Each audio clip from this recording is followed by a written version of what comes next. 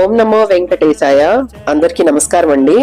మేము రీసెంట్ గా సప్త శనివార వ్రతం అంటే ఏడుకొండల వాడికి 7 శనివారాలు పూజ చేస్తాం అన్నమాట. సో ఆ పూజ చాలా సక్సెస్ఫుల్ గా అయితే కంప్లీట్ చేసుకున్నాము.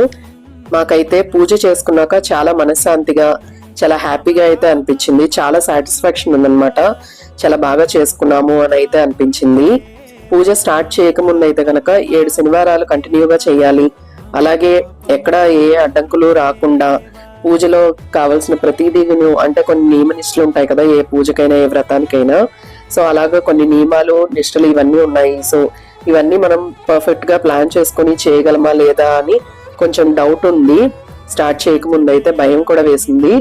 కానీ ఏదైనా దీక్ష కానీ లేదంటే వ్రతం కానీ చేసేటప్పుడు ఎన్ని అడ్డంకులు వచ్చినా ఎన్ని ఇబ్బందులు వచ్చినా కూడా దేవుడు మనతో ఉండి నడిపిస్తాడు అంటారు కదా. అది మా విషయంలో అయితే ప్రూవ్ అయినట్లు అనిపించింది. మా వెన్నంటే ఉండి ఏడుకొండల స్వామి మమ్మల్ని అయితే ముందుకు నడిపించారు. ఇక పూజ విషయానికి వస్తే గనక ఈ వ్రతం అనేది సప్త శనివార వ్రతం అనేది ఎవరైనా సరే ఎప్పుడైనా చేసుకోవచ్చు. ఈ నెలలో ఇప్పుడే చేయాలి ఇట్లాంటి నియమ నిబంధనలు ఏవి ఉండవన్నమాట.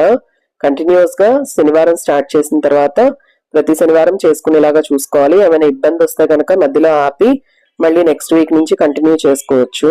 అలాగే మీకు పూజా విధానం కానీ దీనిలో ఏమేమి పాటించాలి నియమాలు అనేది కానీ కావాలి అంటే ఫుల్ వీడియో ఛానల్లో ఆల్రెడీ పోస్ట్ చేశాను. అలాగే లింక్ డిస్క్రిప్షన్ లో యాడ్ చేస్తున్నాను, తప్పకుండా చెక్ చేయండి. అలాగే మాకు ఇక్కడ పాసిబిలిటీ ఉంది కాబట్టి మా పిల్లలు కూడా మాతో పాటు పూజలో జాయిన్ అయ్యారు. అలా కుదరని వాళ్ళు ఇంట్లో ఎవరి వరకు కుదురుతుందో వాళ్లే పూజలో కూర్చొని కంప్లీట్ చేసుకోవచ్చు ఈ పూజని. సో ఇలా ఎవరైనా పూజ చేసుకోవాలనుకుంటే కనుక వాళ్ళ కోసం హెల్ప్ అవుతుందనే లాంగ్ వీడియో ఛానల్లో ఆల్రెడీ పోస్ట్ చేశాను, తప్పకుండా చెక్ చేయండి. అలాగే ఇలాంటి మంచి కంటెంట్ కోసం నా ఛానల్ కి సబ్స్క్రైబ్ చేసుకొని రెగ్యులర్ గా ఫాలో చేయండి. వీడియో నచ్చినట్లయితే కనుక లైక్ చేసి మీ ఫ్రెండ్స్ అండ్ ఫ్యామిలీకి కూడా షేర్ చేయండి. Thank you.